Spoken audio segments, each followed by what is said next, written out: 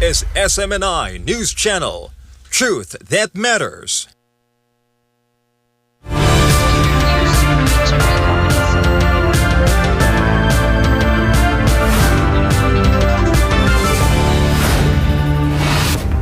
In the headlines, first, China criticized U.S. actions on Cuba, Iran, Greenland, Venezuela, and trade, reaffirming support for national sovereignty and opposing foreign interference. On the U.S.-Venezuela escalation, acting President Delcy Rodríguez dismissed Trump's claim, questioning Venezuela's leadership, even as officials signal a possible diplomatic opening on Maduro's fate. At The Hague, Netherlands, the International Court of Justice opened a landmark case against Myanmar over alleged genocide of the Rohingya, offering survivors a long-awaited chance for accountability. At Simonstown, BRICS navies, including China, Russia, Iran, and South Africa, began maritime drills to secure key shipping routes and strengthen joint operations. Sovereignty clash. Somalia canceled all UAE deals, accusing Abu Dhabi of undermining its sovereignty and political independence. Philippine presidential visit. Marcos Jr. arrives at the United Arab Emirates for a one-day working visit during Abu Dhabi Sustainability Week. And at the Golden Globes, HBO Max's The Pitt won Best Drama, Apple TV's The Studio won Best Comedy, and singer Luffy faced a red carpet name mix-up. I am Carlo de la Peña. Newsline World starts now.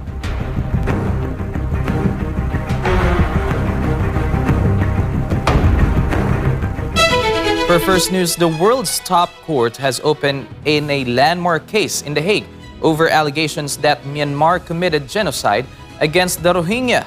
As survivors and advocates say, the case represents a long-awaited chance for accountability. This story from Jane Cognita. Judges at the International Criminal Court opened public hearings on Monday in the case brought by the Gambia. The African nation accuses Myanmar of violating the Genocide Convention during military operations in 2016 and 2017 that forced hundreds of thousands of Rohingya to flee from their homes. We did not bring this case lightly. We brought this case after reviewing credible reports of the most brutal and vicious violations imaginable inflicted upon a vulnerable group that had been dehumanized and persecuted for many years. Jallo told the court the case is about the lived experiences of Rohingya people, accusing Myanmar of turning their lives into what he described as a nightmare marked by widespread violence and destruction. Myanmar has consistently rejected the genocide allegation, saying its military carried out legitimate counter-terrorism operations against armed groups after deadly attacks on security forces. Myanmar's legal team is due to present defense arguments later this month. Outside the courtroom, Rohingya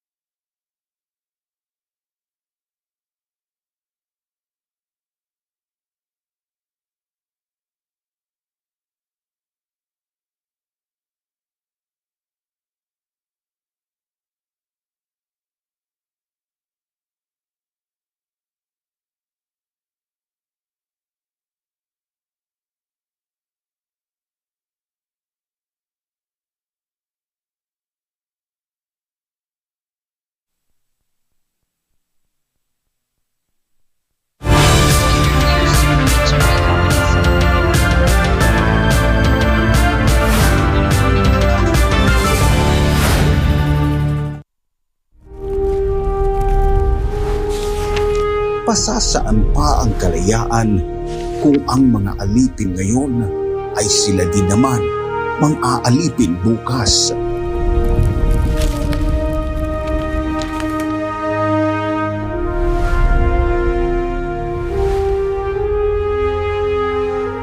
Ibigin mo ang iyong bayan ng sunod kay Bathala, sa iyong kapurihan at higit sa lahat sa iyong sarili.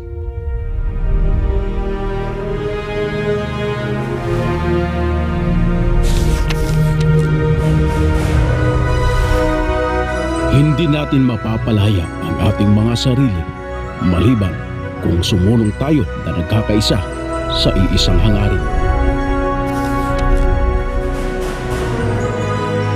Ang tunay na makabayan ay ang tumutupad ng pagpapabuti ng kanyang mga kapwa, gaano man kaaba ang kanyang katungkulan.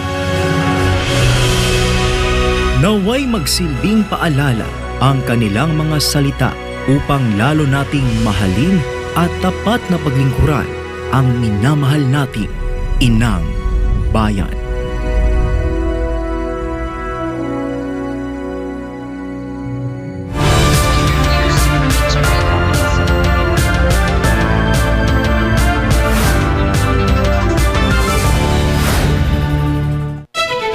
For first news, the world's top court has opened in a landmark case in The Hague over allegations that Myanmar committed genocide against the Rohingya. As survivors and advocates say, the case represents a long-awaited chance for accountability. The story from Jane Cognita.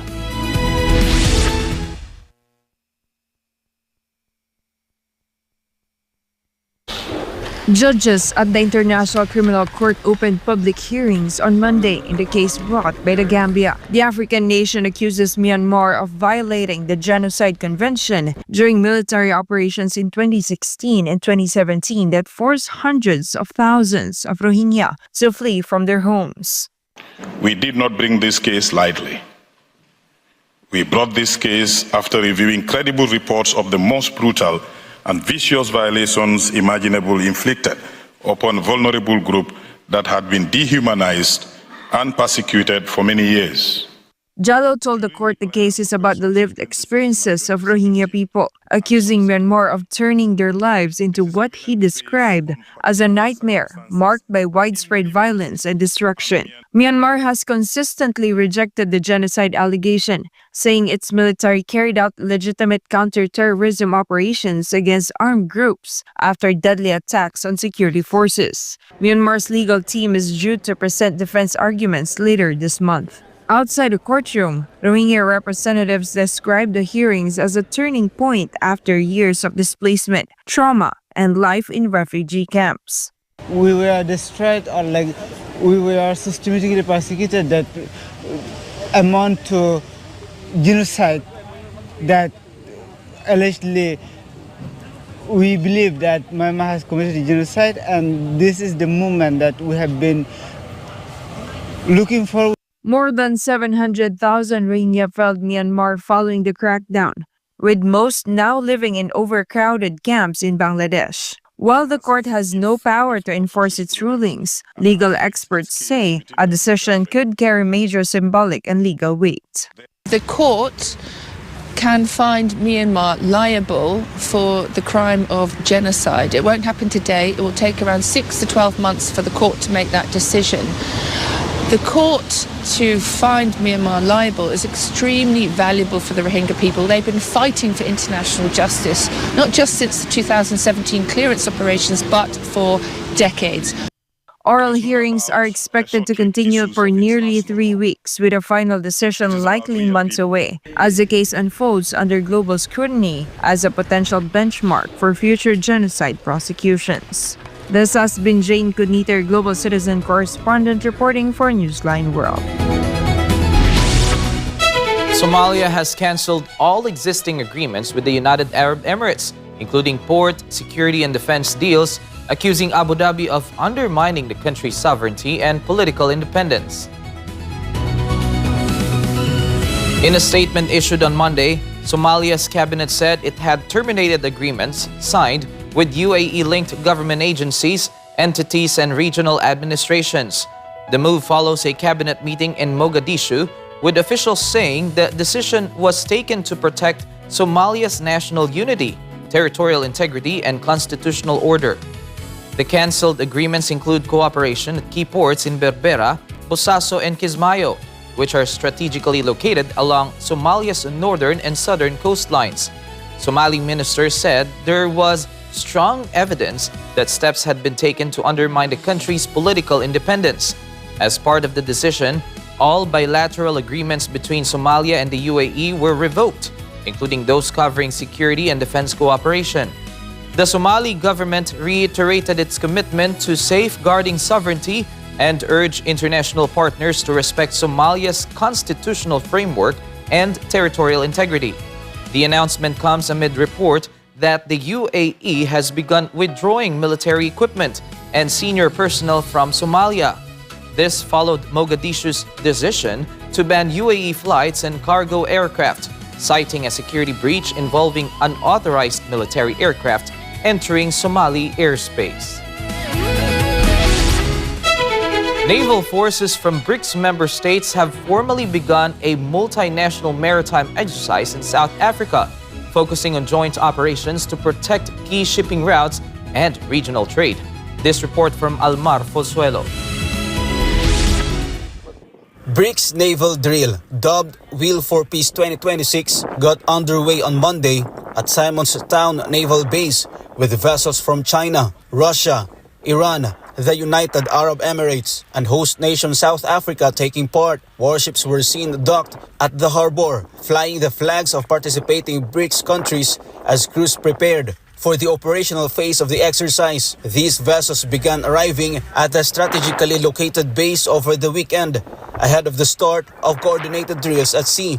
The BRICS Plus exercise runs from January 9 to 16. South Africa has defended the drills, calling them essential. The bloc says it's aimed at strengthening naval partnerships, enhancing collective maritime security, and building cooperation among participating states. The theme of the exercise is joint actions to ensure the safety of shipping lanes and maritime economy activities. The exercise will normally focus on the anti-piracy activities and some other activities that are scheduled to take place during the sea phase. BRICS began as a five-nation bloc: Brazil, Russia, India, China, and South Africa, and has since expanded to include Egypt, Ethiopia, Iran, the United Arab Emirates, and Indonesia. Officials say the drills underline the growing role of BRICS navies in safeguarding international maritime routes critical to global commerce. The exercise comes just days after the U.S. seized a Venezuelan-linked Russian oil tanker in North Atlantic. Reporting for Newsline World, Almar Fozuelo, SMNI News. Up next, China criticized U.S. actions on Cuba, Iran, Greenland, Venezuela, and trade, reaffirming support for national sovereignty and opposing foreign interference. And acting President Delcy Rodríguez dismissed Trump's claim, questioning Venezuela's leadership, even as officials signal a possible diplomatic opening on Maduro's fate. More news when Newsline World returns.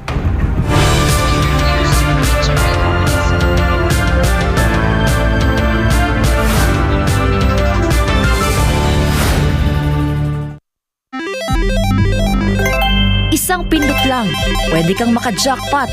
Mukhang masaya at easy money lang. Sa murang halaga, pwede ka na tumaya sa online gambling at e-casino apps. Mayroong sabong, slot machines, mahjong, poker at iba pa. Kailangan mo lang ng smartphone, e-wallet at internet. Pero ang aliw na ito, unti-unting nagiging bitag para sa mga Pilipino. Lalo na kung ang paborito mong artista o influencer ang mukha ng app. Mas madaling makaengganyo, diba? Parang safe naman kasi may kilalang mukha. Pero sa likod ng ngiti, sugal pa rin ang itinutulak. At syempre, mas madali ring itago ang pagkalulong sa bisyong ito. Walang pisikal na kasino o pasugalan, walang harap, walang accountability, kaya't mas lumalala ang adiksyon. Dagdag pa rito, maraming online gambling apps at walang regulasyon. Sa likod ng mga makukulay na interface at papremyo, nakatago ang problemang bumabalot ngayon sa bansa. Ang pagkalulong ng maraming Pilipino sa online gambling. Pwede maglaro kahit saan, kahit kailan, kahit sino, bata man o matanda, pwedeng malulong.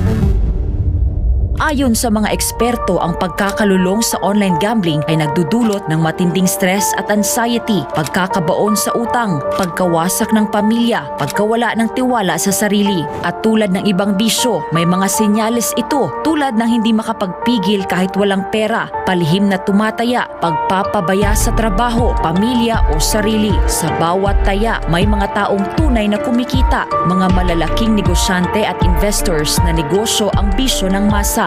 Para sa kanila, perang pumapasok lang ito. Pero para sa ordinaryong Pilipino, kabuhayan at relasyon ang nauubos. At ang masakit, tila matagal itong nahayaan. Hindi ito naging prioridad ng mga nakaupo sa taas hanggang sa sobrang lumala at halos naapektuhan na ang buong komunidad. Ngayon, sa dami ng nalulong at sa laki ng pinsalang naidulot, sa kapalalong umugong ang mga panukalang batas para higpitan ng online gambling, gaya ng pagbabawal sa paggamit ng e-wallets para tumaya, pagtaas ng minimum bet, mas mahigpit na identity verification, pag-block ng mga illegal na gambling sites, at bawasan o ipagbawal ang mga ads na target ang kabataan. Maaari itong magmukhang laro lang, pero sa katotohanan, isa itong sugal sa kinabukasan. Ang kita na dapat sa mga pangunahing pangangailangan o ipon na uubos sa sugal. At sa mundo ng online gambling, mas madali kang matalo kaysa manalo. Huwag hayaang sugal ang magdikta sa iyong buhay.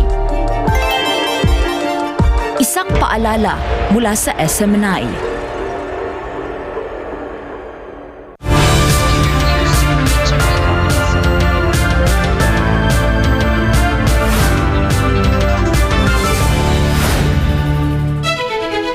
Venezuela's acting president Delcy Rodríguez has dismissed a claim circulated by U.S. President Donald Trump questioning who leads the country, as senior officials simultaneously signal a possible diplomatic opening with Washington focused on the fate of detained President Nicolas Maduro. Let's listen to this report. Acting President Delcy Rodríguez reaffirmed that she remains at the head of government, calling out what she described as fabricated online claims suggesting Trump was Venezuela's acting president. Desde acá, bueno, nosotros ratificamos y reafirmamos la soberanía y la independencia de Venezuela. He visto por allí caricaturas en Wikipedia de quién manda en Venezuela. Bueno, aquí hay un gobierno que manda en Venezuela, aquí hay una presidenta encargada y hay un presidente rehén en los Estados Unidos. Y gobernamos junto al pueblo organizado. Trump's post appears to be the only source of the claim, with what looks like an altered Wikipedia-style image. Wikipedia's official page does not list him as Venezuela's acting president. Trump has since said he hopes to visit Venezuela and meet with Rodríguez, saying Washington is getting along very well with the leadership. Meanwhile, Venezuela's Interior Minister Diosdado Cabello suggested that reopening embassies could help secure consular access for President Nicolas Maduro, who remains in the U.S. custody following the January 3rd military intervention.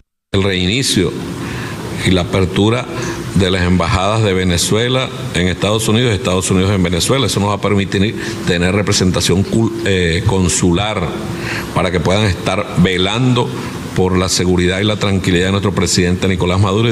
Cabello confirmed that exploratory talks are underway to restore diplomatic missions severed since 2019, while rejecting what he described as foreign interference in Venezuela's internal affairs.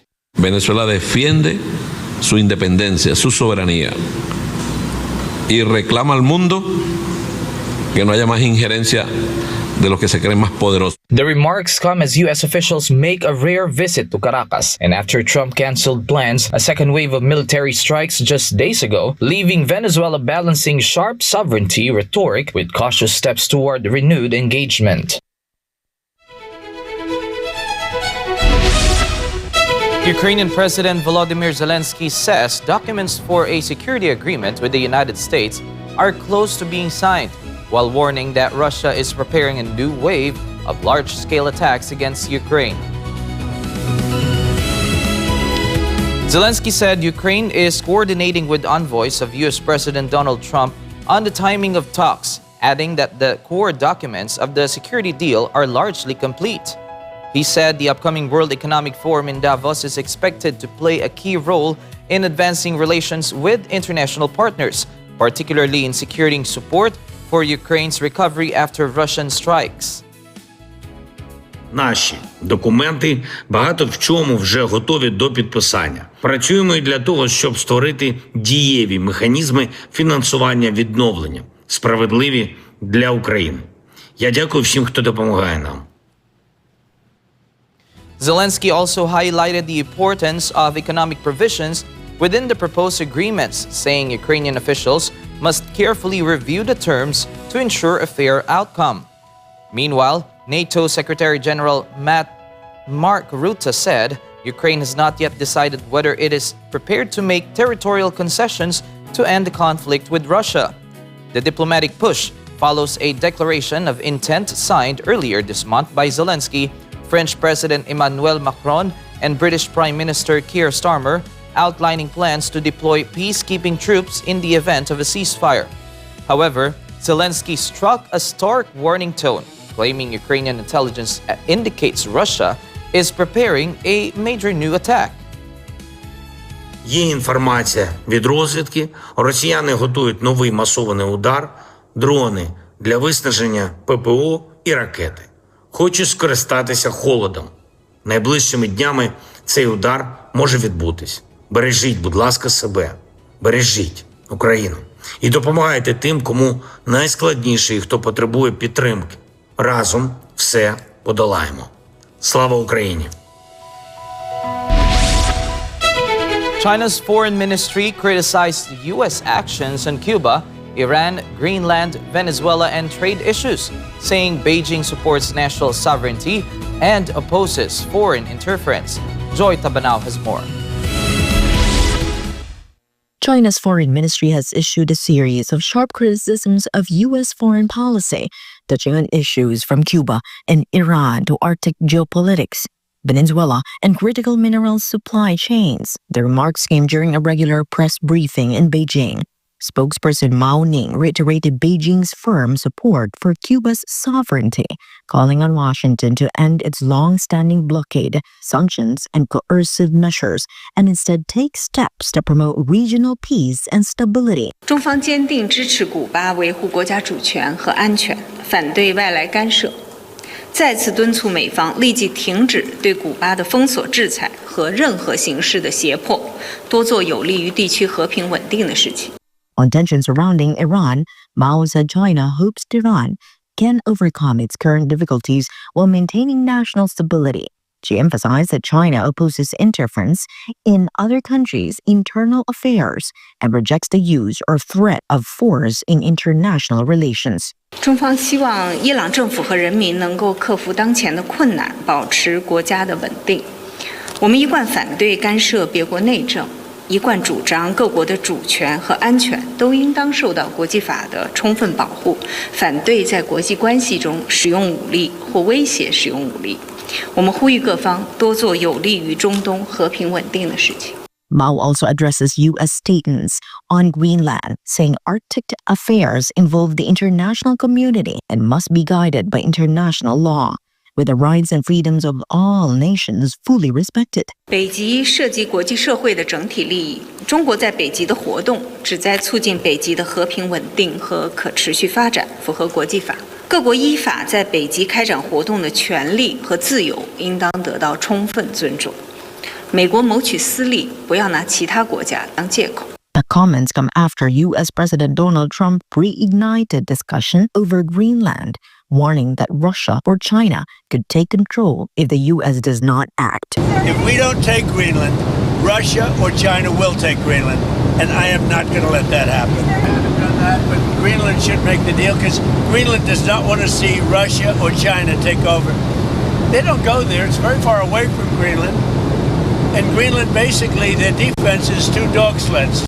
On trade issues, Mao defended China's strengthened export controls on dual-use items to Japan, saying they are legal measures to safeguard national security while fulfilling international obligations. 中方加强两用物项对日本的出口管制，是为了维护国家安全和利益，履行防扩散等国际义务，完全正当、合理、合法。中方维护关键矿产全球产供链稳定与安全的立场没有变化。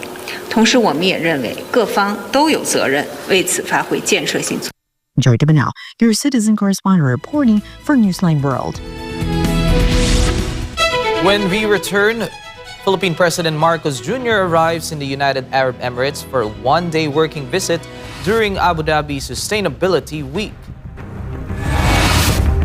And at the Golden Globes, HBO Max's The Pitt won Best Drama. Apple TV's The Studio won Best Comedy, and singer Luffy faced a red carpet name mix-up. More news after the break.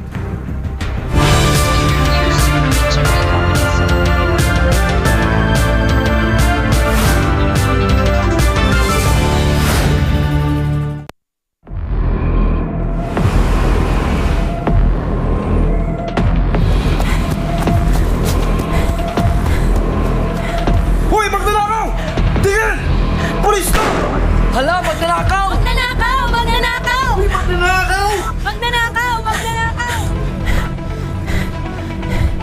Ano kayang gagawin ko?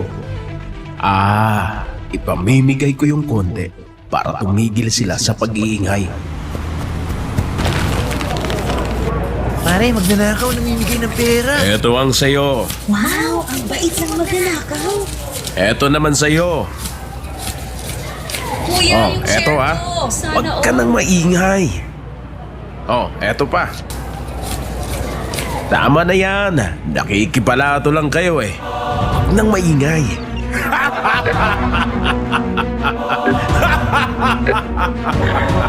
Di ba? Konti lang pinamigay ko, mabait na ako. Tahimik na sila. Easy. Ngayon, pwede ko na tong suluhin. Masaya ang mga tao, pero tama po ba ito? Di po ba ang nakikinabang sa magnanakaw ay kasabwat ng magnanakaw? Ikaw, kinukonsenti mo ba ang legal na korupsyon?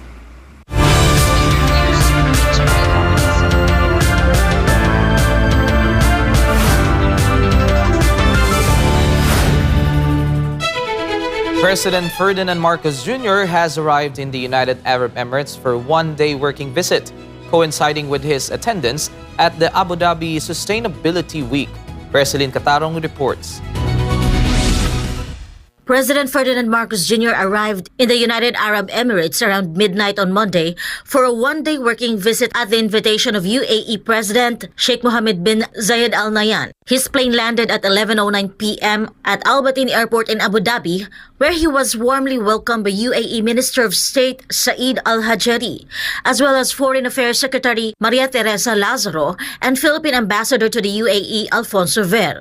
During his visit, Marcos will participate alongside other heads of state and government officials at the Abu Dhabi Sustainability Week, an annual forum that serves as a platform for global cooperation to address present and future challenges. In a statement before his departure from the country, the president emphasized that the Philippines will actively engage in discussions on interconnected global issues, including energy, water, finance, food security, and environmental protection. Another significant aspect of the working visit is the signing of two major bilateral agreements between the Philippines and the UAE, the Comprehensive Economic Partnership Agreement or CEPA, and the Memorandum of Understanding on Defense Cooperation.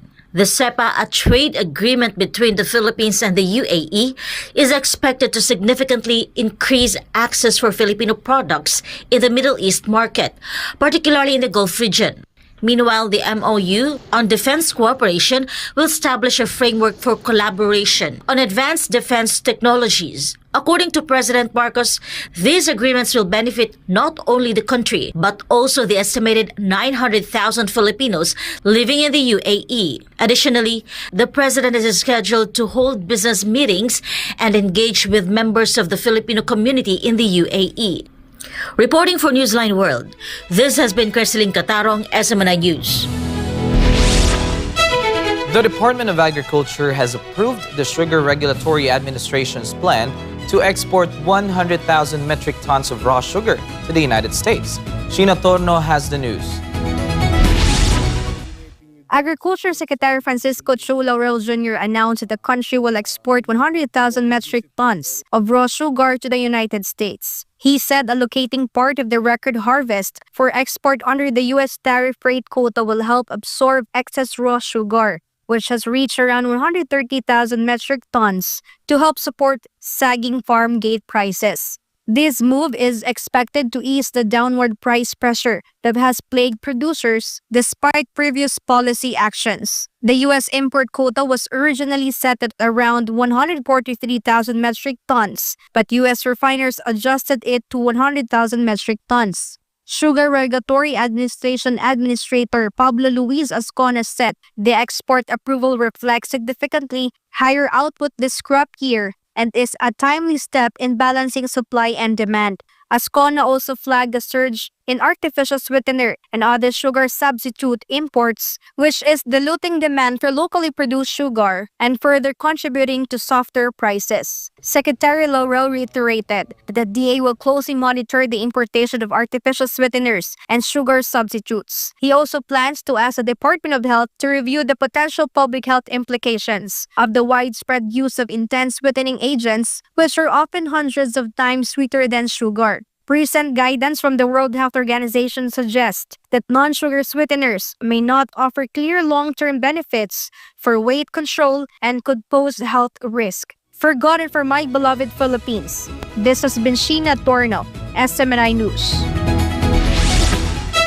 The Food and Drug Administration, or FDA, is now investigating the recall conducted by a well-known company for its infant milk formula. The FDA will determine the scope of the issue and its possible implications on public safety. This report from Margot Gonzalez. The Food and Drug Administration supports the voluntary recall initiated by Nestle Philippines for its specific infant formula products for non-OptiPro and non-Kid OptiPro due to possible contamination or quality concerns. On January 9 this year, Nestle Philippines released a consumer notice regarding the recall. According to the FDA, although no adverse events have been reported, it fully supports this precautionary measure to protect public health, especially infants and young children. The FDA is closely coordinating with the company to identify the batch numbers of the affected products and to ensure their immediate removal from both physical and online markets. Consumers are advised to check the milk formula they are purchasing and to immediately stop buying any affected products. They may visit Nestle's official website to check whether the product they intend to buy is included in the recall. Consumers only need to refer to the batch number indicated on the box and foil packaging. The FDA will issue an official advisory to provide consumers with additional information and updates. The FDA will also continue post-market surveillance, inspections, and product testing to ensure that all products in the market comply with regulations and meet safety and quality standards. Any findings will be disclosed to the public in the interest of transparency and consumer protection. For God and my beloved Philippines, this has been Margaret Gonzalez, SMNI News. Electricity consumers of Meralco in Metro Manila and parts of Luzon will get some relief this January after the power distributor implemented another reduction in electricity rates. Kai Villan has a story. The electric company or Meralco implemented another decrease in electricity rates this January 2026, marking the second consecutive month of lower power charges. According to Meralco Vice President and Head of Corporate Communications, Joey Saldariaga, the overall electricity rate went down by 0.1637 pesos per kilowatt hour. This brought the rate down to 12.9508 pesos per kilowatt hour in January. This brought the rate down to 12.9508 pesos per kilowatt hour in January from 13.1145 pesos per kilowatt hour in December. For households consuming 200 kilowatt hours per month, this translates to an estimated 33 pesos reduction in their electricity bill. Those using 300 kilowatt hours may save between 49 pesos and 65 pesos. Saldariaga explained that the main driver of the rate cut was a 0.10 pesos per per kilowatt-hour reduction in transmission charges due to lower ancillary service costs from National Grid Corporation of the Philippines or NGCP. Generation charges also declined by 0.171 pesos per kilowatt-hour following lower prices from the wholesale electricity spot market and power supply agreements. Taxes and other charges likewise decreased by 0.0837 pesos per kilowatt-hour. Posibleng magkaroon ng mild adjustment either way dahil sa reduction sa WSM. Sa per kilowatt-hour na tapyas mula sa WSM dahil sa mas bumuting supply situation sa Luzon grid. One of those benefiting from the rate cut is Junel, a resident of Pasig City, who said that even a small reduction is a big help for his family, especially with daily expenses and their small business. Sa akin lang, malaking tulong yun. Kasi katulad natin may pinapaaral, talagang ganun talaga yung sitwasyon natin. Kailangan mabawas-bawasan konti yung natin, mga expenses, di ba?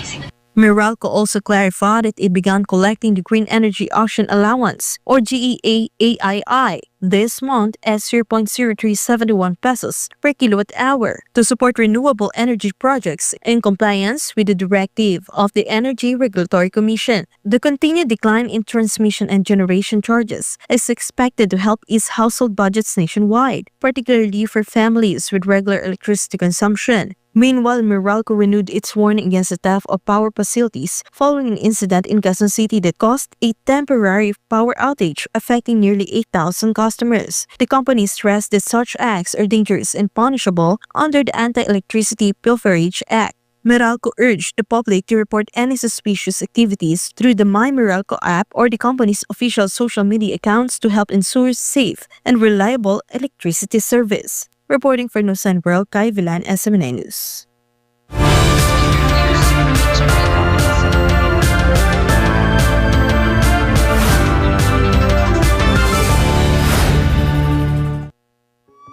Maging ligtas, maging handa.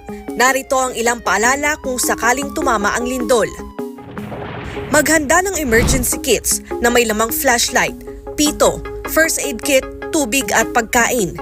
Alamin ang emergency exits sa inyong bahay, paaralan o opisina. Habang lumilindol, magtago sa ilalim ng matibay na lamesa upang maprotektahan ang sarili sa mga nahuhulog na bagay. Lumayo sa mga bintana at mabibigat na gamit na maaring mahulog. Kung ikaw ay nasa labas, lumayo sa mga gusali, puno o poste na maaaring matumba. Kung ikaw ay nagmamaneho, itabi at ihinto ang sasakyan at lumabas. Pagkatapos ng lindol, gamitin ang hagdan sa paglabas ng gusali at huwag gumamit ng elevator. Maging alerto sa aftershocks at manatili sa open space kung kinakailangan. Maging ligtas at maging handa sa anumang sakuna. Ang paalalang ito ay hatid sa inyo ng SMNI.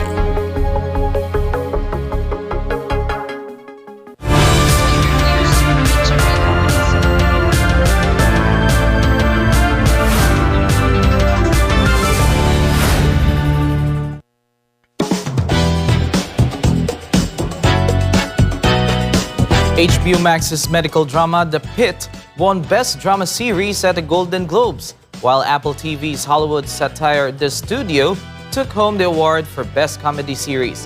Meanwhile, singer Luffy drew attention at the 2026 Golden Globe Awards after photographers mistakenly called her by the wrong name while she posed on the red carpet at the Beverly Hilton. Blake Ann tells us more. At the Golden Globe Awards, top honors were split between a hard-hitting medical drama and a sharp Hollywood satire. HBO Max The Pitt, a medical drama highlighting the intense pressures facing America's emergency rooms, won Best Drama Series at the Golden Globe Awards. Meanwhile, The Studio, a Hollywood satire from Apple TV, took home the award for Best Comedy Series, earning praise for its behind-the-scenes take on the entertainment industry. The Pitt centers on Dr. Michael Roby Rubinovich, portrayed by Noah Weil, as he navigates the high-stress environment of the Pittsburgh Trauma Medical Center's emergency room. The series has drawn attention for its realistic depiction of understaffed hospitals and the emotional toll on medical workers. The wins highlight the Golden Globe's recognition of socially relevant storytelling alongside sharp industry satire. Singer Leve found herself at the center of attention at the 2026 Golden Globe Awards after a case of mistaken identity on the red carpet. The Icelandic Chinese artist made headlines after photographers misidentified her during her appearance at the Golden Globes held at the Beverly Hilton in Los Angeles. Leve attended the ceremony wearing an orange Balenciaga gown, styling her hair in an elegant ponytail as she posed for photos along the red carpet. In a video shared by Deadline on X, the From the Start singer can be seen smiling for cameras when one photographer mistakenly called her Megan, prompting reactions online and sparking conversation about recognition of emerging artists. The moment quickly went viral, with fans praising Leve's grace and humor as she continues to rise in the global music scene. And that's all for now. I'm Blake and bringing you the latest showbiz.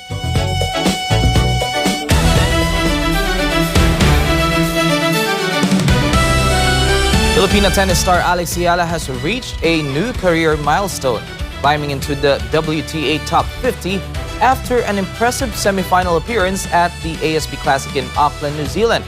Meanwhile, reigning NBA Most Valuable Player Shai Gilgeous-Alexander led Oklahoma City to a strong home win over Miami, while Anthony Edwards delivered a late-game winner to lift Minnesota past San Antonio.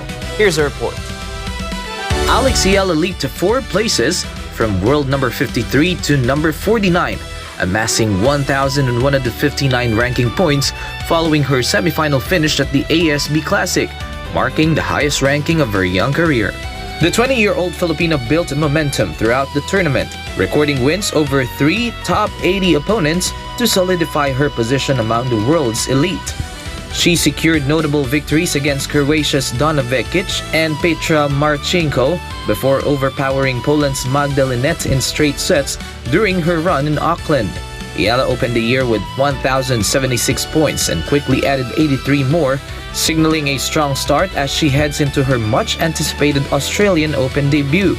In a message shared on social media, Ayala reflected on the importance of support and community over the past year, expressing excitement for new challenges, bigger goals, and meaningful moments in the season ahead.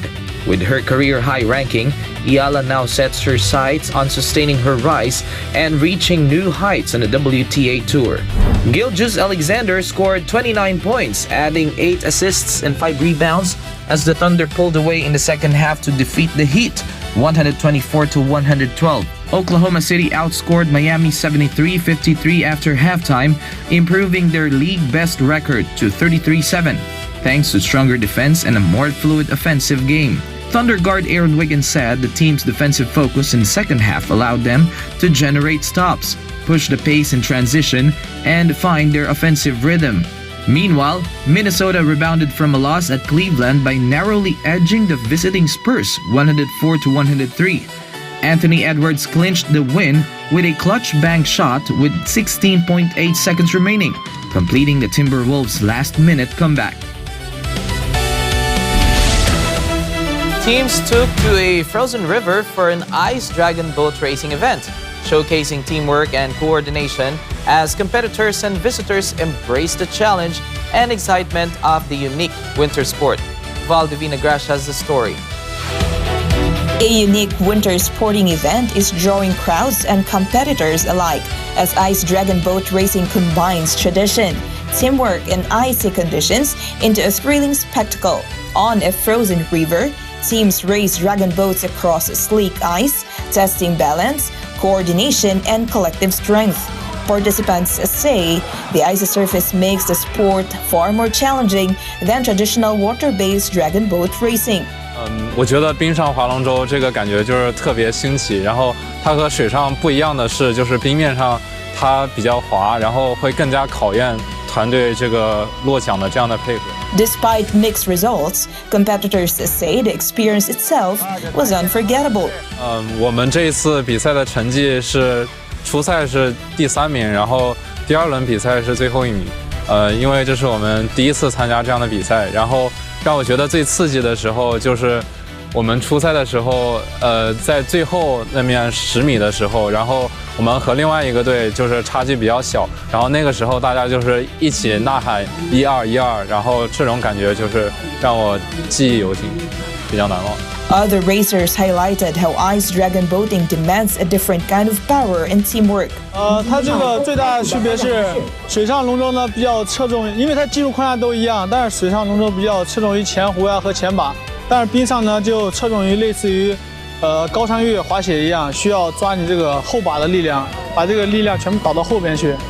然后呢，也是需要靠这个合力，就是团结协作这个力量。也不是个人项目，还是需要团队的。Mr. Zhu's team achieved strong results, taking first place in the 200-meter straight race and second in the 400-meter drift. Beyond the races, the event featured food stalls and winter activities, drawing enthusiastic visitors. 感受了滑雪、滑冰车，然后那边我看还有市民在游泳，还尝了他们的铁锅炖，然后冰糖葫芦。这个赛事我觉得准备的也非常的周到，然后组委会安排的也非常的合理，包括观众在这边看的也很有热情，很有活力。虽然是大冬天，但是看的人心里暖暖的，非常好。Organizers say the event not only showcases a unique winter sport, but also brings people together to celebrate tradition, teamwork, and the spirit of the season. Reporting for Newsline World, this is Val Divina Gracia, SMNA News.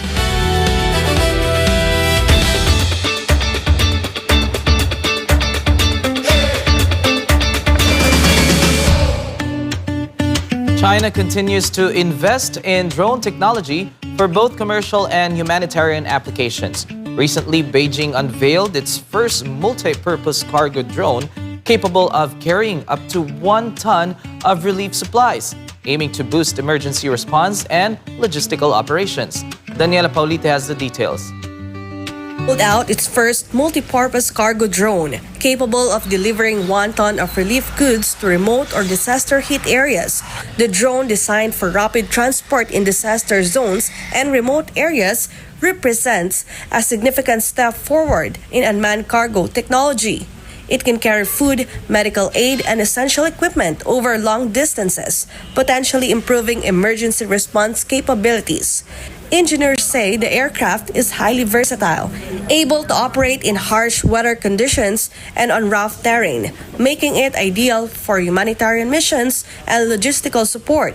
Officials noted that the new cargo drone could play a vital role in speeding up relief efforts during natural disasters, from floods and earthquakes to other emergencies, by delivering aid quickly and efficiently.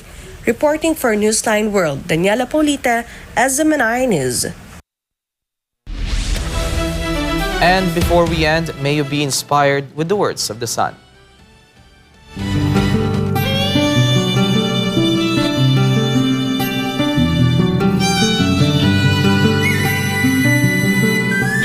Every day may not be good, but there's something good in every day.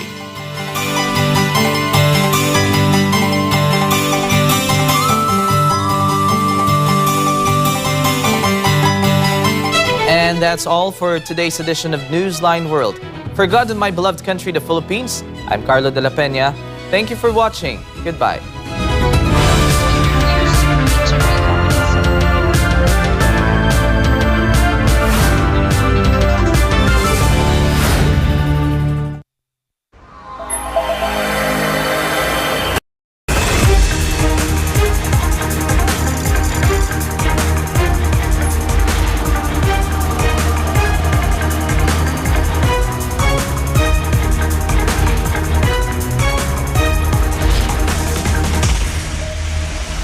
This is SMNI News Channel.